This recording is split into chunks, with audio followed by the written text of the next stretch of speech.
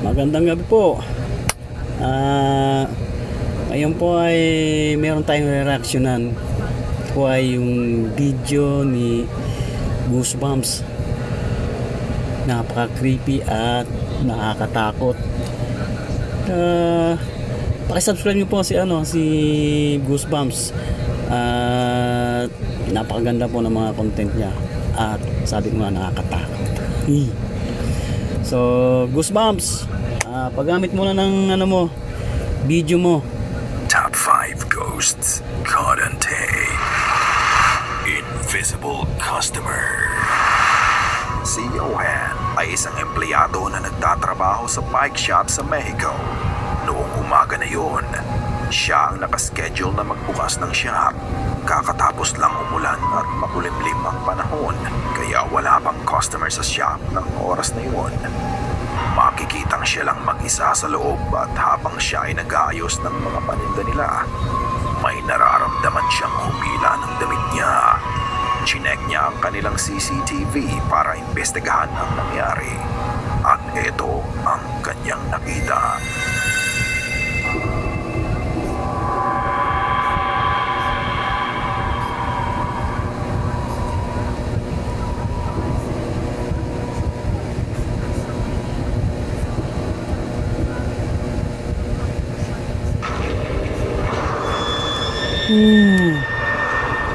Kita niyo yun? Tas natin konti. Ayan o. Gumalaw po yung hood niya sa likod niya. Considering na nag-iisa lang po siya dyan. Wala siyang ibang kasama. Walang tao sa likod niya. Gumalaw yung hood. Nakakasang ko. Tuloy mo natin.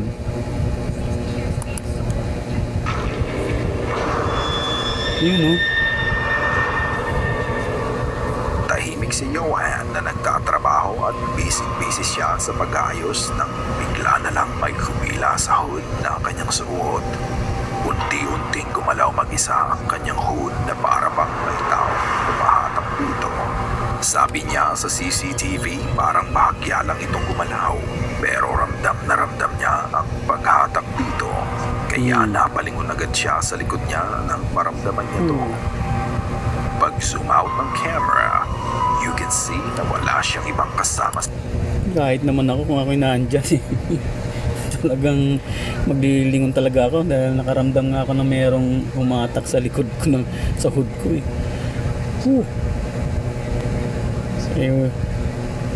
tapos alam niya pang nag-iisa lang siya dyan, wala pa yung mga kasamaan niya.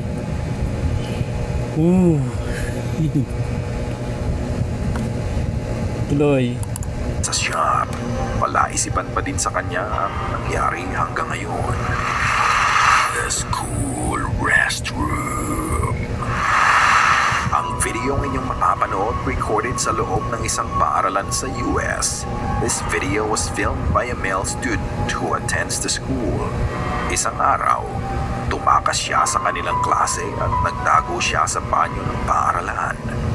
Doon siya naghintay at nagpalipas ng oras. Habang siya ay nasa banyo, nakadinig.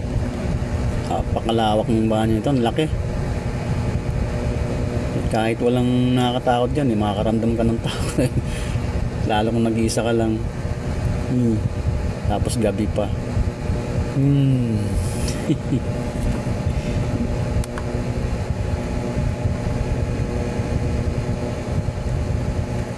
Siya ng mga kaluskos at paggalaw.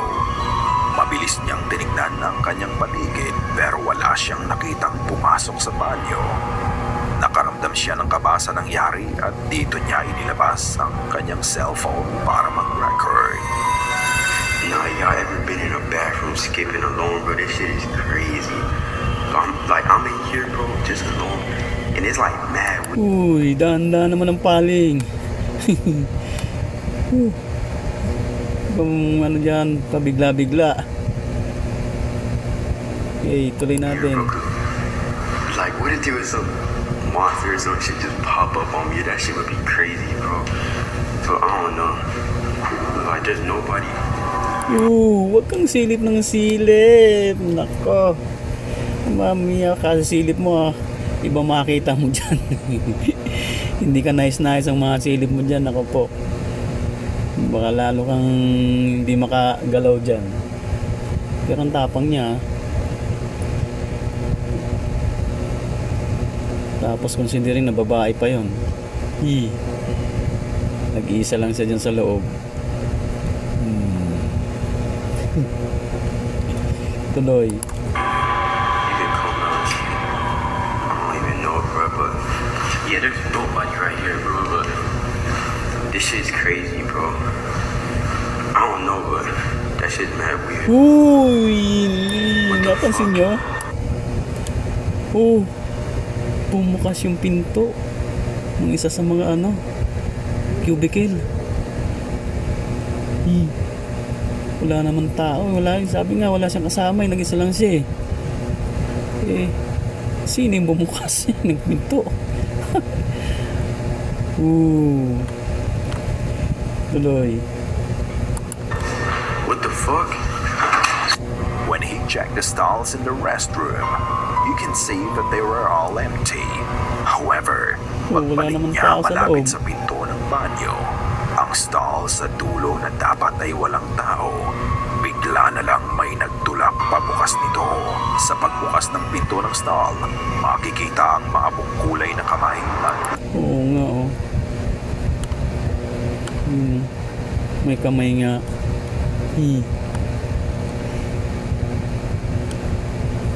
Tuloy.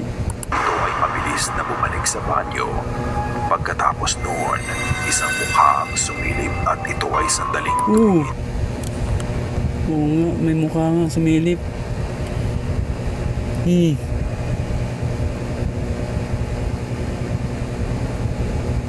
Hindi siguro napansin ng babae yan. Pero naka-video Posibleng di niya makita yan. Bagay pagka sa unang yung sa live na binibidyoan mo, hindi mo agad mapapansin yan mapapansin mo yan pagka yung andyan na yung ni-review mo na, saan mo lang mapapansin yan. Creepy sa estudyante. At bago pa siya tumakbo palabas ng banyo, makikita muli ang paglabas ng unknown entity.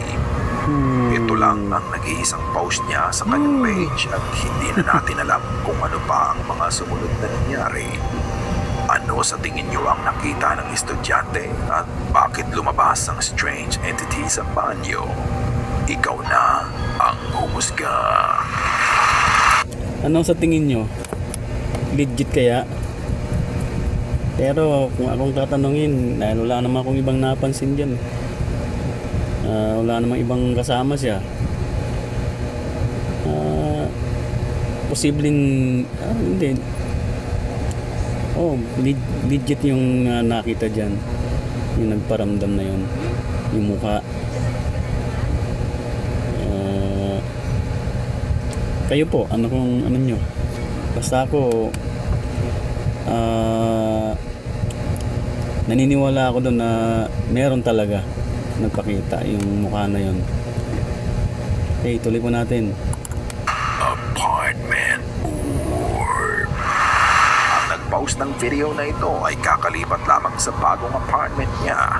Ayon sa kanya, may mga gabi na nakakarinig na lang sila ng malalakas na kalampag na nanggagaling sa loob ng apartment. Isang gabi, habang sila ay nagpapahinga na, narinig nila ang malakas na kalampag na nanggaling mula sa sala. Pinuntahan ng kanyang kasama ang sala para imbestigahan ang mga nangyayari, pero wala naman siyang nakita. Dahil gusto niyang makasiguro na walang ibang tao ang nakakapasok sa apartment nila, tinignan nila ang ring footage nila. Nagkulat sila sa kanilang nakita.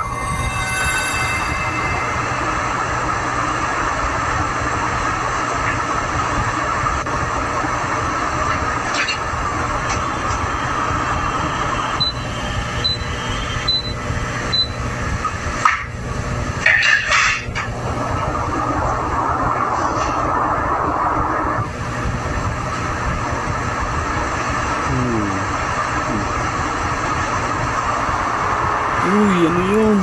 Orbs? Pansin nyo? Orbs.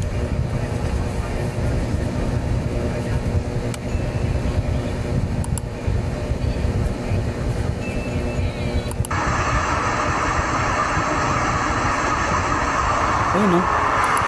Ayan po, nakita niyo yan. Hindi naman po yung bola.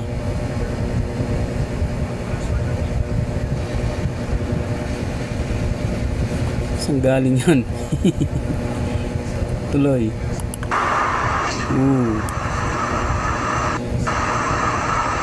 Ano yung pusa? Oo nga, pusa nga.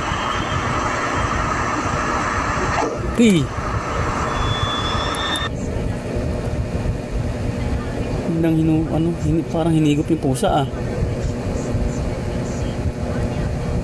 Anong meron? Tuloy mo natin. Sandaling chinek ng kanyang kasama ang kwarto at sinecure na din niya ang pinto ng apartment dahil wala siyang nakita. Bumalik din siya agad sa kwarto. Habang sinasara niya ang pinto ay bigla nang maglitaw ng orb sa bottom right corner ng video. Ang orb ay lumapit sa kanilang pusa sa ilalim ng lamesa. Strangely enough, ito ay tinignan at naramdaman ng pusa kaya ito ay lumakad papalayo dito. Pero sinundan pa din ng orb ang pusa. Makikita mo ang pag-iwas ng orb sa mga paa ng lamesa at silya. Ang orb ay aware sa mga bagay sa paligid niya. Matapos noon, makikita mo ang pusa na lumabas sa kabilang bahagi ng lamesa nang biglang. Uy!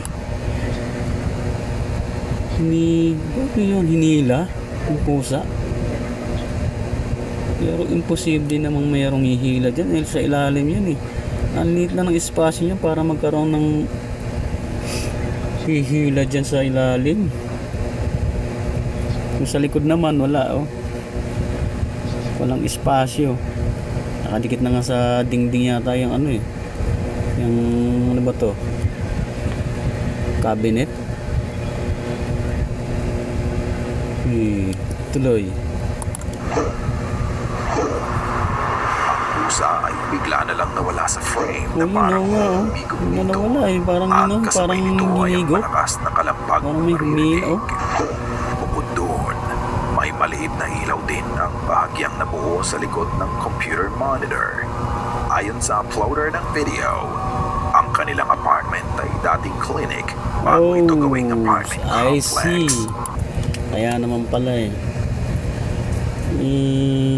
Yan ang mahirap sa ano, mangungupahan ka lang.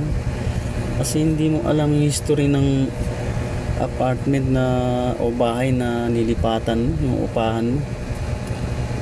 O gaya po niyan, dati palang clinic.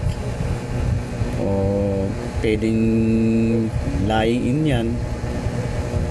Na kung saan na meron pong mga siguro sa mga nakaraan na ano niyan, history niya eh, may mga nanganak diyan na posibleng yung baby pagkasilang pa lang eh binawian agad ng buhay o di kaya naman eh yung mother na nagluwal sa bata pagkatapos lang maisilang yung bata ay ayun po eh binawian ng buhay yung nanay. Meron pong ganun eh. Kaya ang hirap pong mangupahan. Lalo't hindi natin alam yung story, yung background ng ano. Uupahan natin yung apartment o kaya bahay. Tuloy. Ano? As a video, ito ba ay kaluluwa ng dating mga pasyente sa clinic? Ikaw na ang bahalang humusga. Okay. Hanggang dito lang po ang ating vlog. Maraming salamat po. Kay Goosebumps, paki-subscribe nyo po ang kanyang channel. Sa channel ko naman po, kung okay sa inyo, paki-subscribe po yung channel ko at paki-likes na rin po. Okay po, maraming salamat.